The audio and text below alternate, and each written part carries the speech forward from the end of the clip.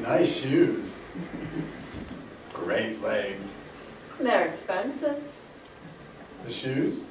Oh, silly. The legs. The thighs. The package. Wow. I appreciate a man who likes what he sees and says it. Very nice. What? You're not buying? It's tempting, but I'm not in the market. I'm selling. Ooh, selling what? Well, not vacuum cleaners. I tried that. I didn't have the touch. Right.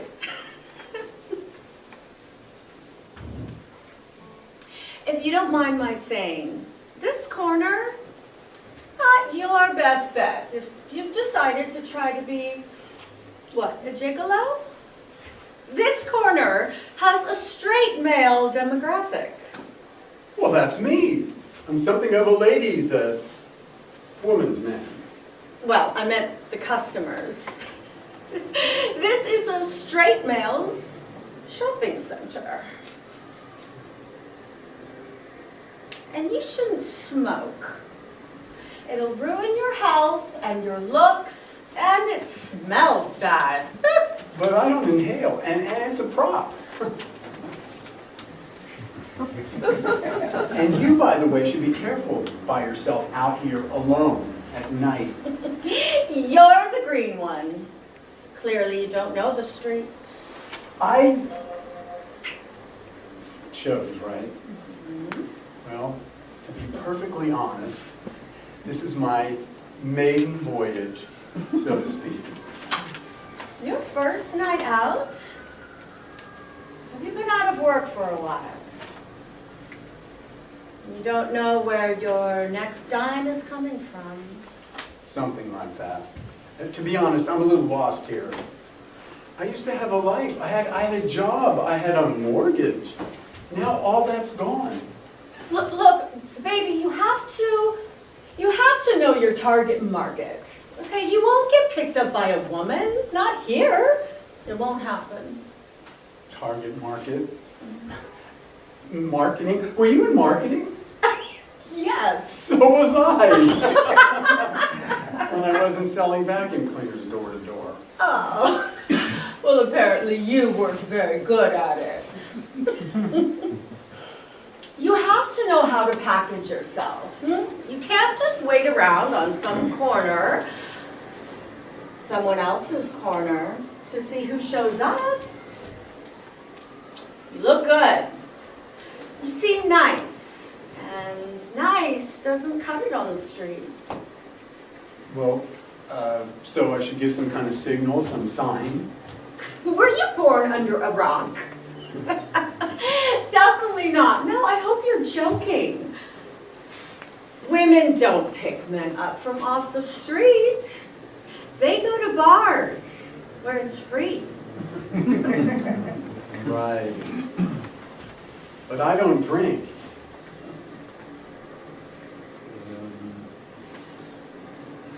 Guys then, how does that work? Guys, really? Oh, well, look at him blush. Guys then, okay, well, first of all, they're called Johns. And it's all about location. Location, location. You sold real estate? Yes! You poor kid. That's rough, I know. I sold real estate before I sold vacuum cleaners. It's okay while it lasted. It just dried up. Don't get sidetracked. Back to the Johns. Okay, first of all, there is a code, okay, rules. You don't try to steal someone else's location. Steal? No, I wasn't trying to steal anything. Word gets around. There's a new hustler on the block. Wait. I don't like the sound of all this. I don't know. I'm not a thief. I would share this corner. I was never really much of a hustler. Maybe I just need a friend. I could really use a friend. Look, I don't have time for this. This is my business, and I have to get to work. Unlike you, I still have a mortgage, and it's coming due. I have a kid to support, and my son is going to get his pick of colleges. Oh, good for him. I would make a really good friend. More poor, out-of-work friends I don't need. And this corner, by the way, is my corner. Could I ask you to wait, or whatever you're doing, someplace else? What? I thought we were building something here. No, we're not building anything here. I got sidetracked. Big mistake. You have a child. That's great. I'm good with kids. I like kids. What did I do wrong? Just grow up. Well, all right then. To be real clear about this, I was here first. And then you showed up. I like this spot. It's well lit. There's this bench over there, and there's a coffee shop down there if one gets cold. Everyone knows this is my corner. You could put a real damper on business, so just go away. Your being here could attract the cops. So what? You're going to call the cops? You're going to have me arrested? You're stuck with me. I may be new, okay. Look, I'm willing to share. I like sharing. I like your company. I like you. And obviously I could use a few more tips. You're not listening to me. Okay, it's like this. Look, you're okay.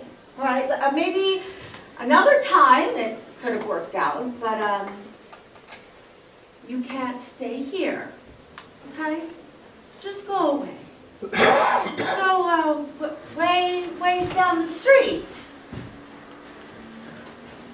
I mean it! Way down the street. All right, okay. How's this? Further. What other time? Another lifetime is what I meant. I can still see you. Why can I still see you?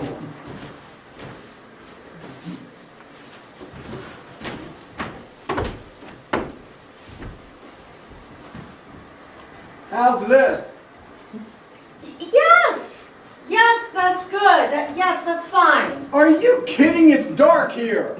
You'll be okay. You'll get used to it. Just stay there.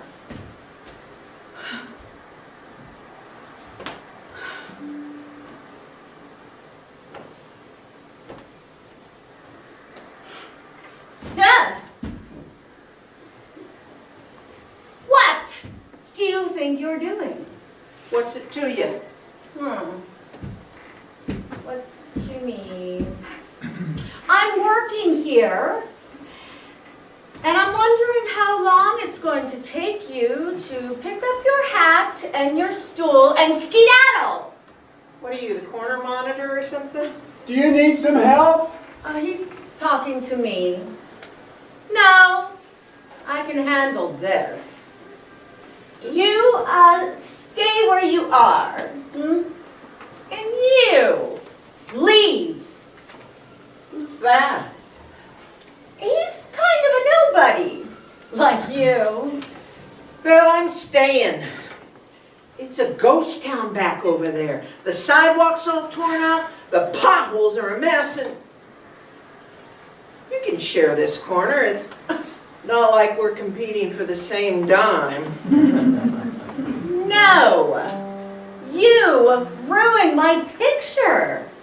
Picture? What picture? Here I am, framed by a good light and a good city backdrop. Yes, framed by the light. That's exactly why I picked this spot. Go away! Two's a crowd! That's what she told me. Yeah, go keep him company. He's lonely. He wants company. I don't. Fine with me. This spot could use some color. What is he doing over there?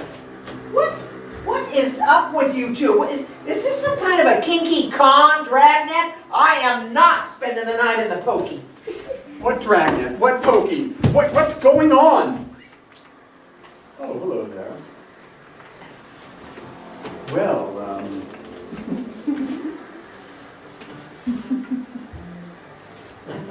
I'm looking for some action. What do you mean? Are you hitting on me? He doesn't know what he's saying. He can't recognize an empty pocket when he sees one. No. Oh, no, sorry. I'm, forget it. You don't see me. I was never here. Well, that was awkward. Action! Don't say that word again. It's a terrible pickup line. Thanks for the tip.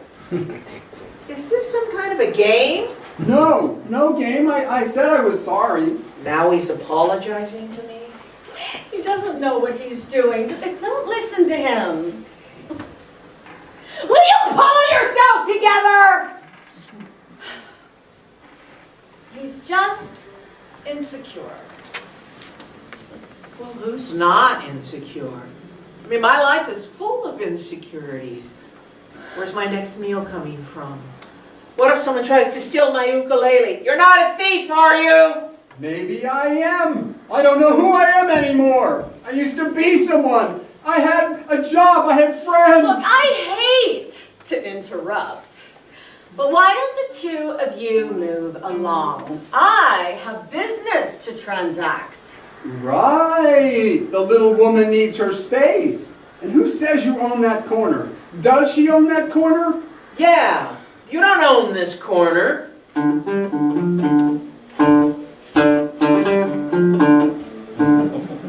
My home is where I hang my hat. I don't know much, but I know that I've tried a dozen spots or more, but I'm not selling door to door. I've taken all the crap I can from people like you.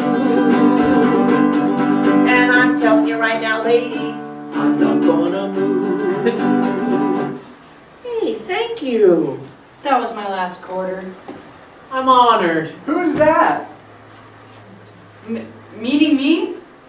What's that voice? Where's it coming from? I'm not required to talk to my voices. No, it's a person around the corner. Like you, he's lost. Who is that? We have a music lover here. He just put his last quarter in her hat.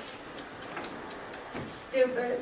You should be very careful where you toss your money. Think of your future. Hey, I resent that. It's not like he's throwing it away. He's investing in my future. I don't have a future. What you see here is everything I own in the whole world. Well, it's making a big mess of my corner. When are you leaving? I'm not. I have a diagnosis. Great. Join the crowd. Sometimes I do hear voices. Ask them to find another camping spot because you are leaving. Okay? Give me your cell phone. I'm going to call your mother right now. What's her phone number? My mother's tired of me. And my diagnosis. Anyway, my phone is dead. No, don't do that. Go sleep at home. No. He just bought a song and I'm gonna sing it. Oh. Sure, you can sing me to sleep. Not here. Do not go to sleep here. She won't stand for it. That's her corner. She's saving money for her son's college. I believe you would have trouble proving that you own this corner in a court of law. Oh, but I don't have to prove it. You're a mother? Yes, I am a mother. What we are going to see here is this pile of junk moving to wherever people go when they don't have homes. Better not touch my stuff. I'm staying here. It's my first night homeless. You know that? I don't like darkness, and I don't like scary people. See, you're scaring him. No, she's not.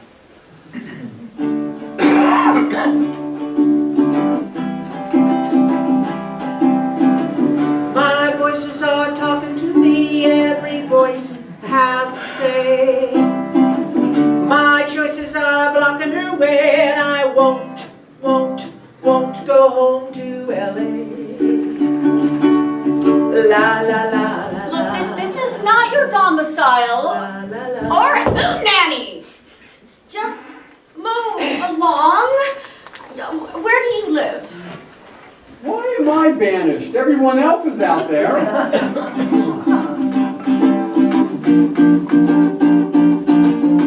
Hello out there, do you really care? Would you like to share a space, place where life's not fair? I don't like your face. I'm cold and I need something hot. I know you don't want me out here, but it's not working for me.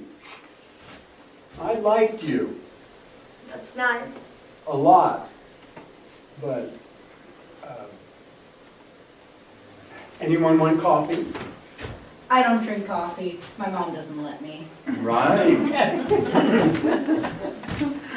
Well, then just don't come back then. Because you have no stick-to-itivism and you give up too easy. You...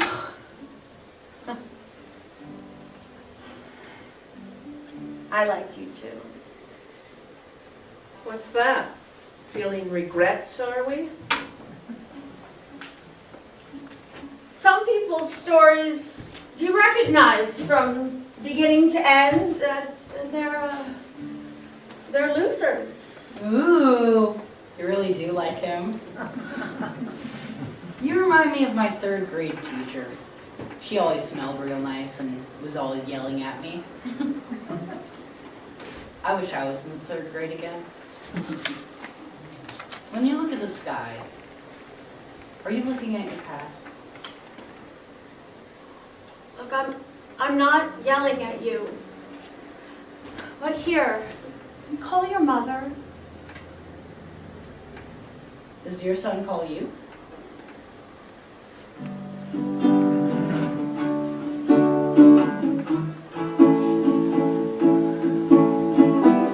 We're all just dressed up clowns, making the rounds,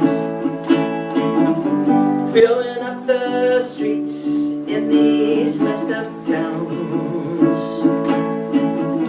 La la la la la la la la la la la la. I didn't think you cared for anything or anyone. You don't know me. I care about everyone. You sing stupid, made-up songs and think you're going to make a living. You two should go to mediation. That's what my therapist would say. Is it quieter around the corner? Yeah, but it's dark. Nix on that. It's getting cold. I thought I'd get away, move towards the light. These people are not my friends. All they do is fight. La la la la la la. Your songs are really getting on my nerves. La la la la la la la la. She some dough. Her man left her for a cup of joe. And me, my business is very, very, very slow.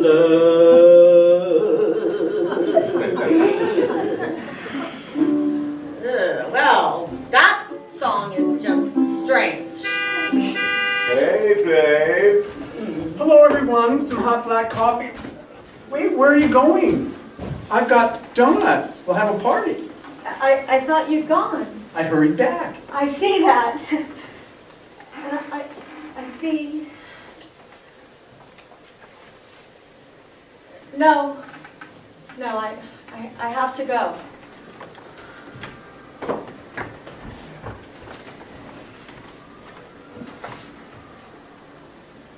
She forgot her phone.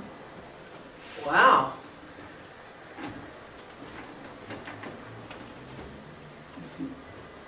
Hey, that looks great. We'll be up all night with a caffeine sugar high.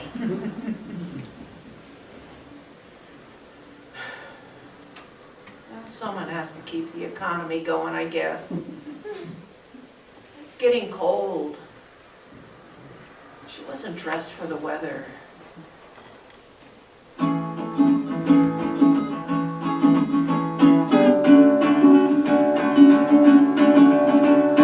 She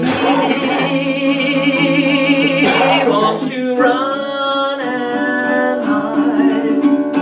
Maybe there's something there on the other side. But to me, it's just a sorry ride. To me,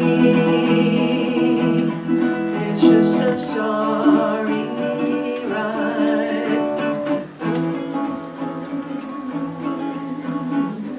I would have given her my coat. Did you just invest your last quarter? Maybe. So what? Have a donut. I can't have sugar. I get jittery and anxious. Yeah, he might start seeing his imaginary friends. Right, kid? Here. Have some granola. For you. Some hot water and some tea bags. One's mint. This is hot water. Wow, man, it's hot.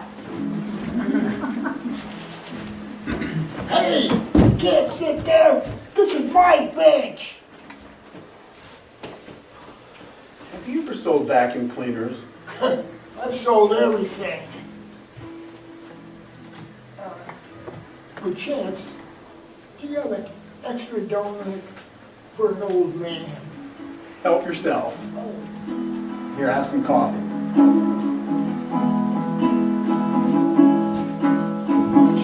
We're on a roller coaster ride. We've all given up, and something died tomorrow. When the sun comes up, I'll go and take another look.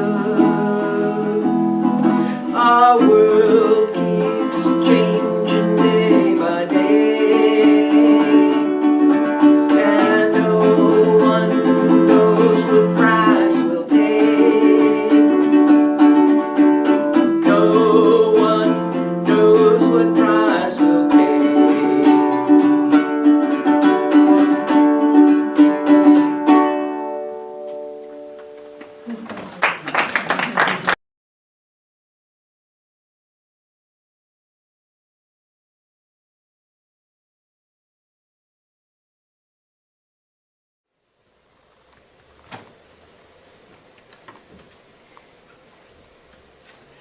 I have to be going. But you just got here. You can't just stay a little longer. I better not. I don't want to get caught in the rain. I'm allergic to it. Really? I've never heard of a rain allergy. Oh, if I was smart, I'd move to the desert. But it's sunny out. I don't see a cloud in the sky.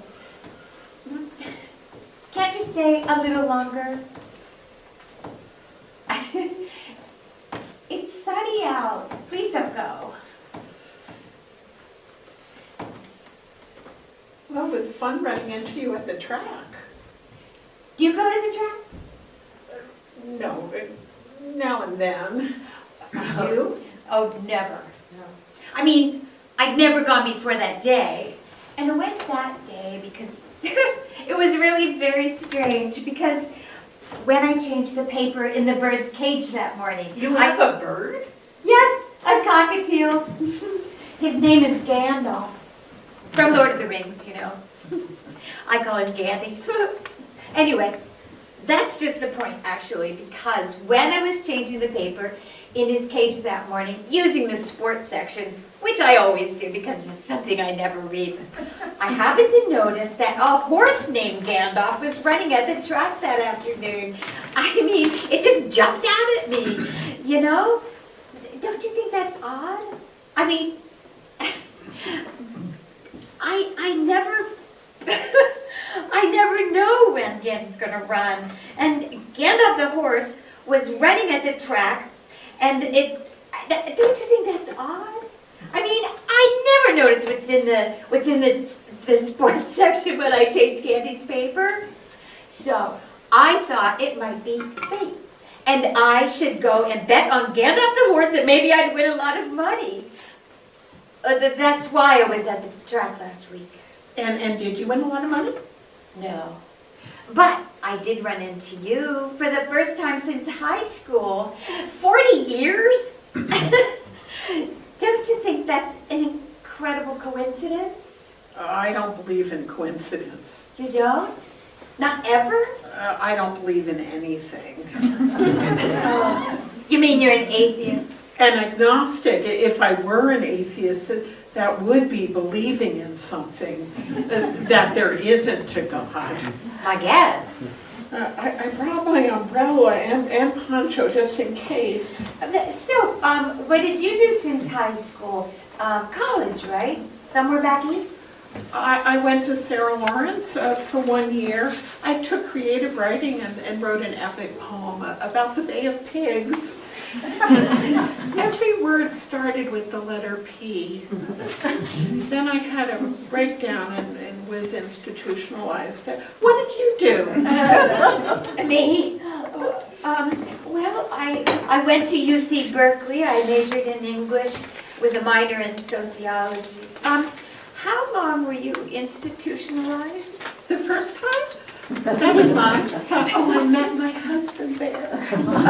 Wow, well then, something good came out of the experience. I really loved him. He looked like Peter O'Toole, only with brown hair. What does he do? He was a poet. Was? He died. Oh.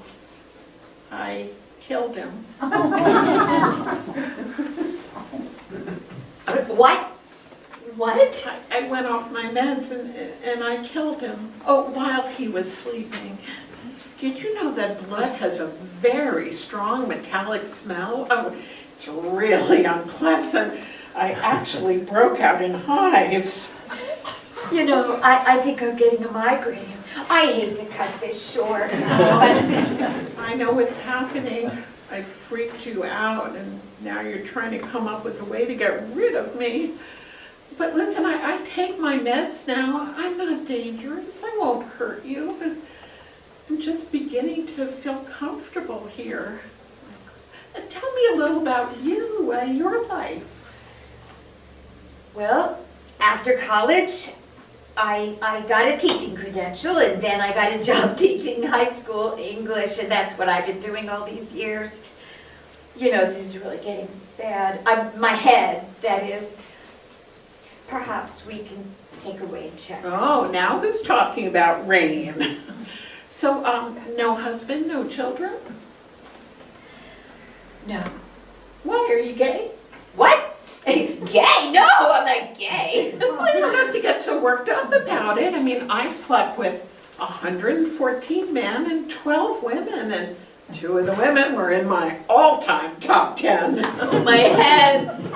I keep track of all my lovers in a notebook. Someday I may write my memoirs. Oh, but enough about me. Tell me about the lovers you've had. Well, the thing is, nothing ever really worked out. I mean, there was one man, Jerry. He was the band instructor. But he was married, and so in the end it came to nothing. But you slept with him, right? Not really. But we kissed a few times. So you're a virgin? Jesus. Well, I don't really think you're one to judge, are you? I mean, it sounds to me like you're going through life with your legs permanently spread. I mean, where's your self-respect? What about AIDS? Oh, I'm careful, mostly. But I think I might be one of those people who's immune or something. Because I really should have gotten it by now. I would have made love with Jerry. I wanted to. But we were both so consumed with guilt. So, what did you do after you killed your husband? Did you go to prison? Oh, a mental institution again. Paranoid schizophrenia. Voices told me they killed Brian, etc., etc. That's what happened, voices? I think so. It's hard to remember. I haven't heard them in a long time. Not since I went back on my meds. I'm gonna clean it. Here. Thinking about him always makes me cry. Because I miss him. That's the odd thing. I think he was very good to me. I think he liked the person I was underneath the weirdness. Oh, he had his own problems too, of course, an addictive personality. And none of his poems had words with the letter E in them. Still, they weren't bad. Was he an alcoholic? My father was sort of. I mean, he could drink you under the table and still seem perfectly normal. And then all of a sudden, from one swallow to the next, he'd become a madman. Gambling. Gambling? He played the horses and he had this system which maybe worked once in the beginning and he was convinced it would work again, but it never did. I back on his birthday and on the anniversary of the day I killed him, to honor him. That's why I was there that day we ran into each other. Did you win? Of course not. I used his system, so I didn't. He lost a lot of money. A ton, and he got really depressed, and he jumped off the Golden Gate Bridge. Oh, but he was one of the ones who survived. So he wound up in the loony bin, where, as I told you, it's where we met. See? Fate. I knew it. So, your father was a drunk. Well, we didn't use that term. Well, I guess he was.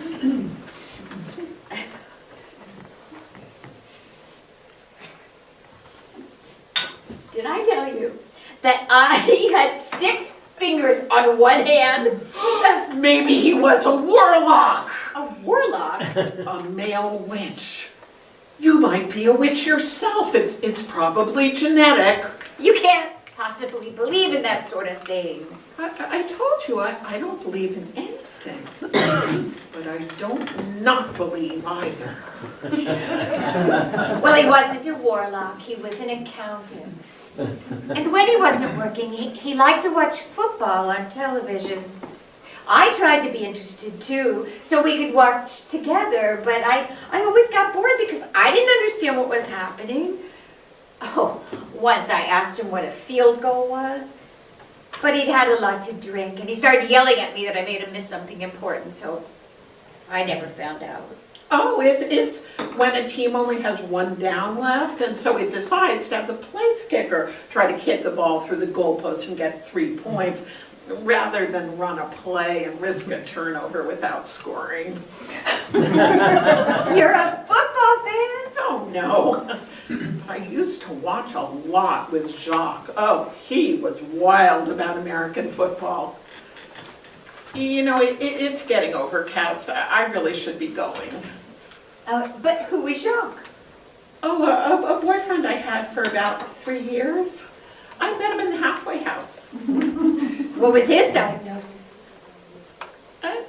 Narcissism, I guess you'd say. Oh, but he wasn't a resident, he was a director.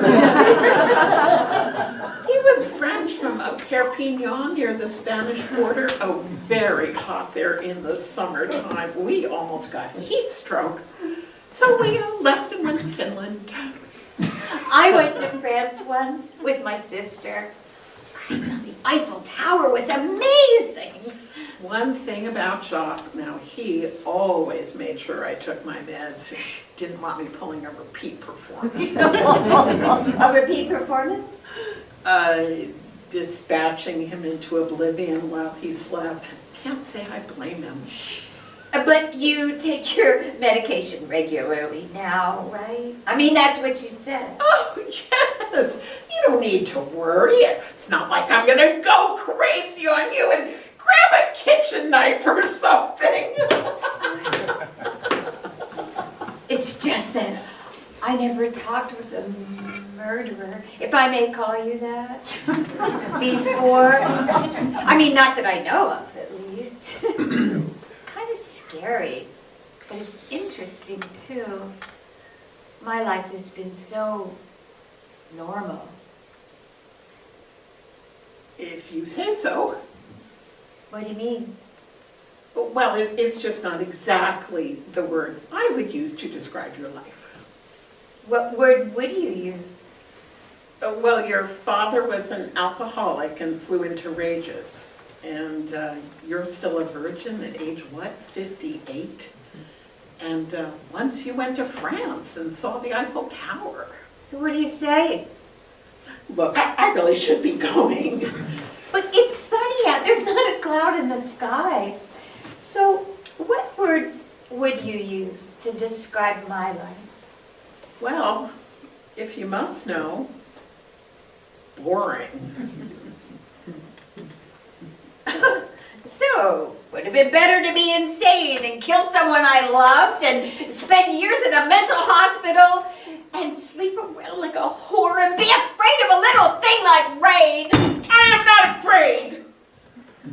I have an allergy.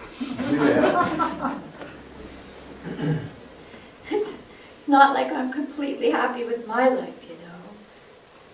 I mean, everybody has regrets. I wish I'd traveled more. And sure, I wish Jerry had left his wife.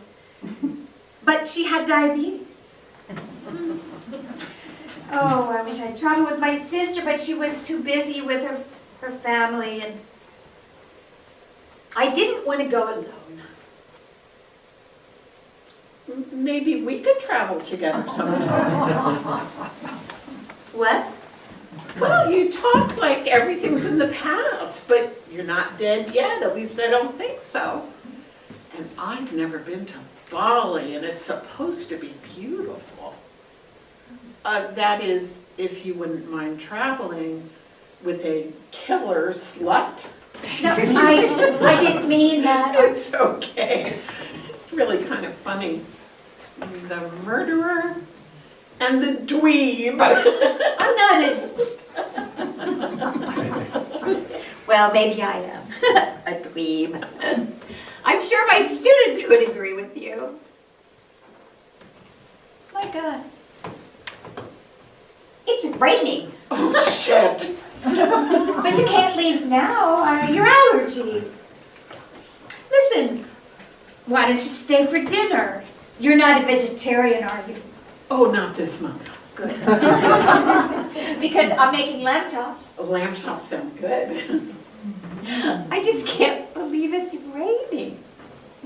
I told you. You never know.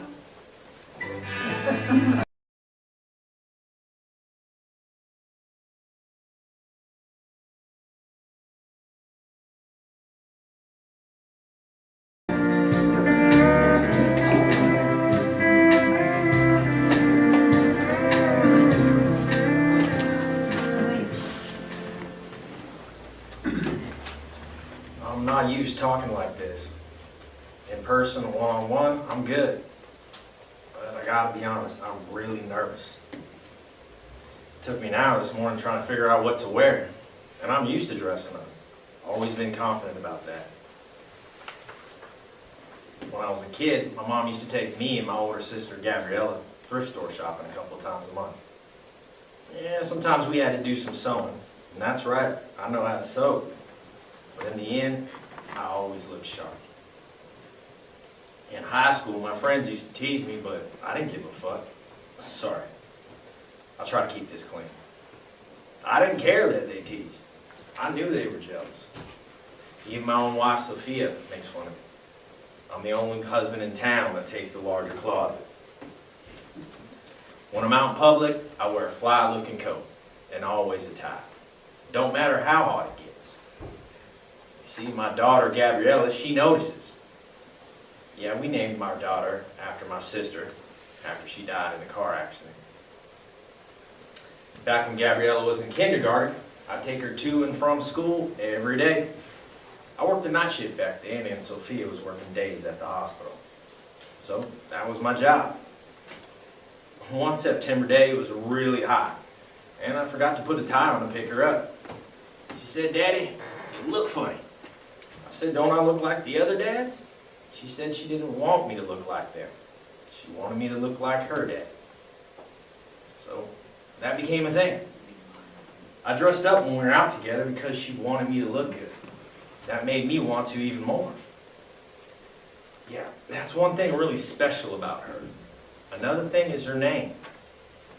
People try to shorten it like my sis did, call her Gabby or Gab. She gets mad.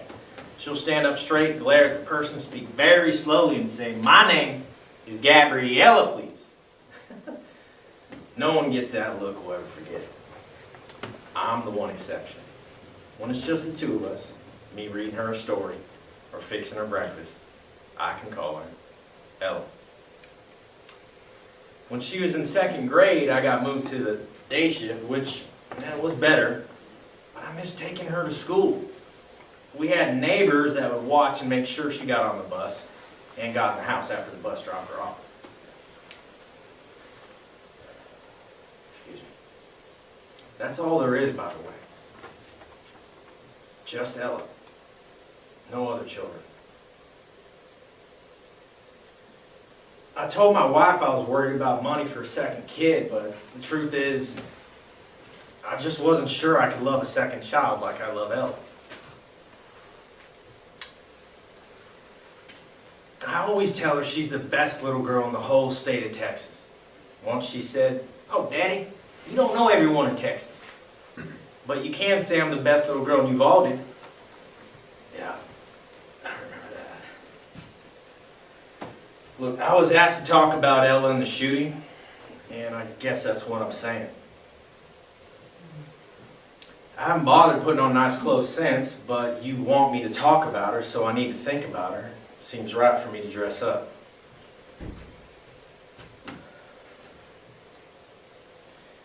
These counselors tell me to give it time. They talk about the 5 stages of grief. It has stages. All I know is pain. The pain ain't going away. Not one not one bit. The counselor says one of them stages is anger. I ain't ever going to be done with that stage.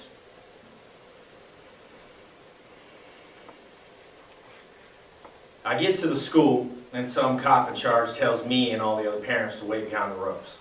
Everything's under control. Then I hear shots, and I break for that school. Some fat trooper tackles me and separates my shoulder, and still I try to get to the building. Then I see some mom who also tried to get there. 4 cops are dragging her back in handcuffs. Brave. 4 cops taking down an unarmed woman.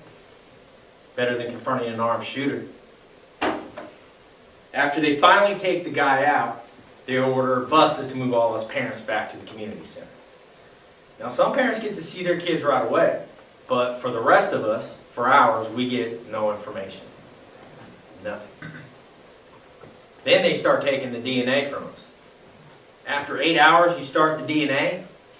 They go and talk to some parents and then they leave. We ask, what's going on? They tell us to be patient. Now it's been 12 hours. If we were prisoners of war, we'd be treated better. At midnight, they call me and my wife into a room. They tell us Ella died at the scene, and how sorry they are. Why are people sorry when they haven't done anything to help? Why aren't they sorry when they could have made things better? When they could have made sure the school was safe? When they could have rushed that shooter? When they could have not let us rot in a community center for 12 hours waiting to find out the love of our life had been massacred?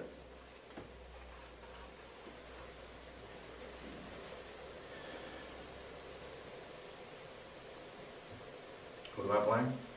I blame I blame the NRA and all those protesters who claim it's about the Second Amendment. There wasn't 30 school shootings a year back in 1776 or whenever they wrote the damn thing.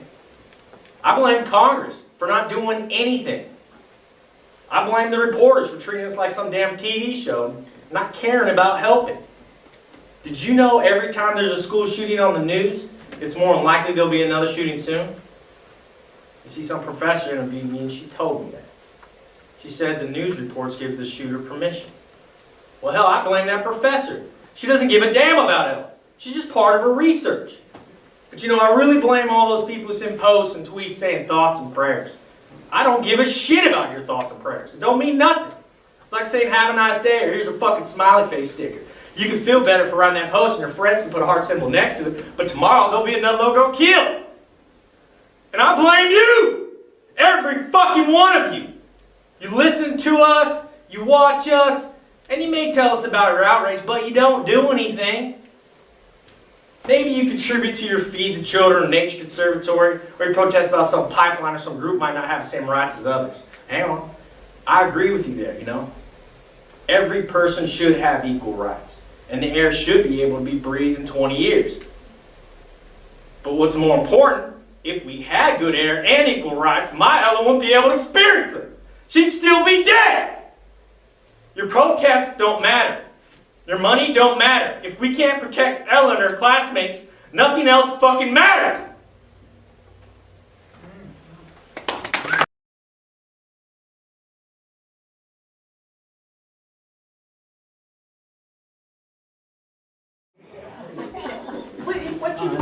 I'm sorry. Sorry? I'm truly sorry. Truly sorry. I mean, I'm so very, very sorry. After 35 years, the best you could do is so very, very sorry? I know it's not what you want to hear. Of course it's not what I want to hear. Paul, I don't understand. Why are you doing this to me, to us? We've grown apart. You know it. We both know it. I don't know it. Janet, we traveled in separate directions. We're not together anymore. I haven't gone anywhere. I'm right here. I've always been right here, and I'm still right here. Yeah, you're here, but I'm not. I don't want to be here anymore. You and I have nothing in common. Nothing in common? We have 35 years, 3 children, 5 houses, 4 cities, 1 family. What are you talking about? That's our shared history, our past. What about our future? I'm talking about the next 35 years. Paul, we're so near retirement. We can bicycle across France and hike the Himalayas, go on African safaris. All the things we've always talked about. All the things you've talked about. We've talked about. I've told you so many times, I don't want to retire. I love my work. Why should I retire just to pedal a bicycle around Europe? Oh, well, I thought that when... Janet, 35 years is a successful run, but we've come to the end of the road. We're still in the prime of life. We could spend the next 35 years with someone. Someone who truly makes us happy. You've met someone else. Janet, sweetheart. Don't sweetheart me. Paul, tell me the truth. Yes, there is someone else. Someone very special. Where? Where could you meet anyone? You're always at work. You never have time to socialize, to go out, even to see your own children. You're always at... Oh my God. someone at work. Yeah. Who? Not that new intern who's always batting her eyes at you. No, not Amber. She's not batting her eyes. That's a facial tic. Not that dim-witted office manager with a surgically enlarged tit you put. No, I think Marty's tics are real. What are the other scientists? Nancy, Sue, oh, Angela. Is it Angela? No, it's not Angela. It's Roberta. Roberta? I've never met a Roberta. Well, she's new to the department. New. Is she young, very young, younger than your own daughters? She's young, but that's not the point. I come alive with her. She and I play chess. When she was first learning, she executed Vladimir's thunderbolt. It just came to her. So she made a silly play for you. She's not the first nerd yet to try to seduce her boss. What about chess? I taught her chess. You lost interest in the game. But Roberta and I played fantastic matches. Like I said, when she was still learning, she learned Vladimir's thunderbolt, and it just came to her.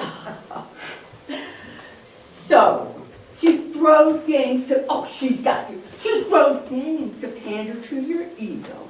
Well, she's got your number all right. Nobody has anybody's number. Roberta just loves making me happy.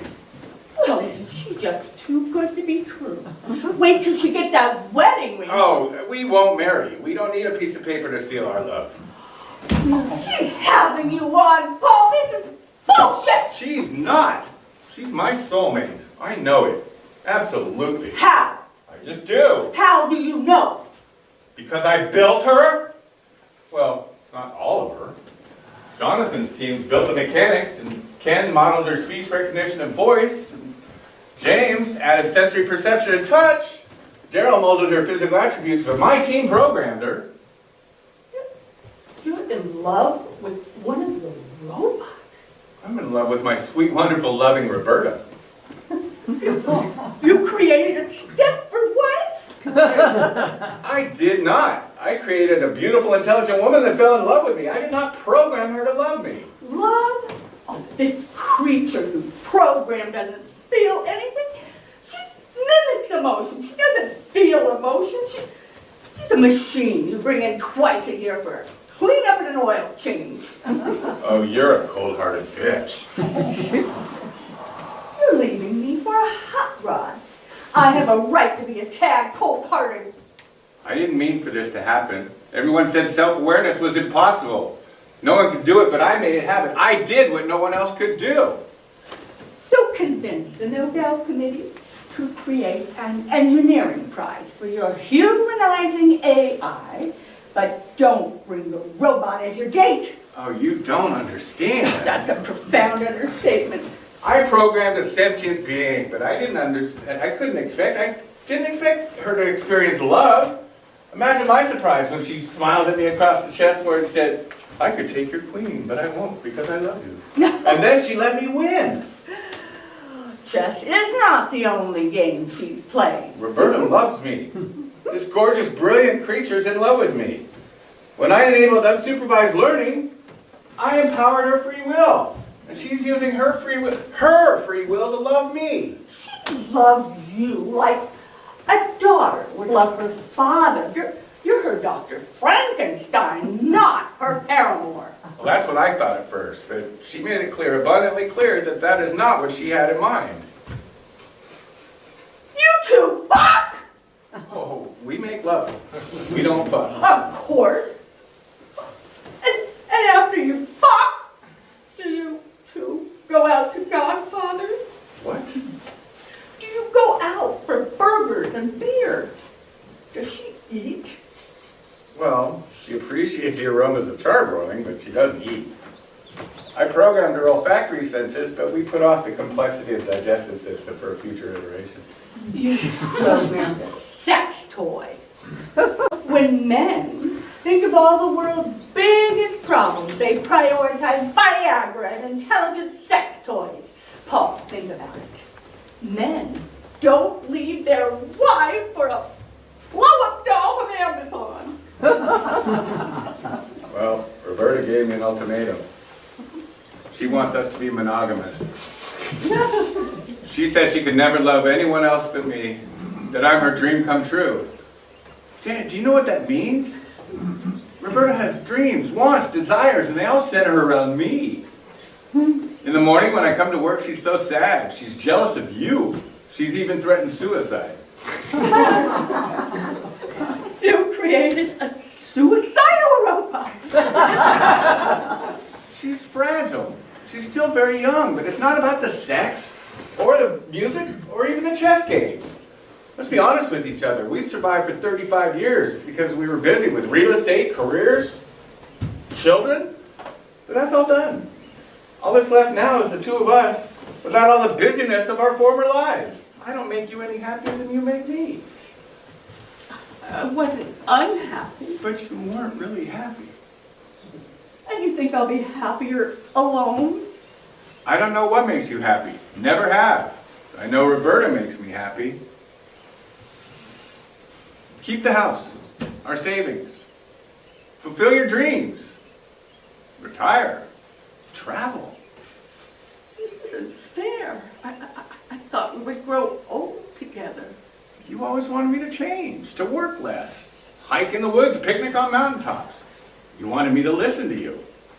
Pay attention to the latest PBS special. You wanted me to look at you with the same lust as when we were young. Everything you wanted, everything you dreamt of was never going to happen. Not with me. But maybe it's not too late. I mean, maybe we could both change. Janet, I have an idea. Oh, goody. Just what I need. Another one of your ideas. Listen, just listen. I realize you'll be unhappy when I'm gone. Oh, don't flatter yourself. Janet, please. What if I make those changes happen? Oh, does that mean you're willing to stay, to change? Well, me, but not me. A sort of Paul II. A better version of this man you married. A sort of prototype Paul. A man that would love and admire you. Pay attention to listen to you. You'd share in your interests. Wouldn't that be better than what you've got now? You're suggesting building me a Roberta version of you? Yes, but basically the me you've always wanted me to be. I'll program Paul II to love you the way you deserve to be loved.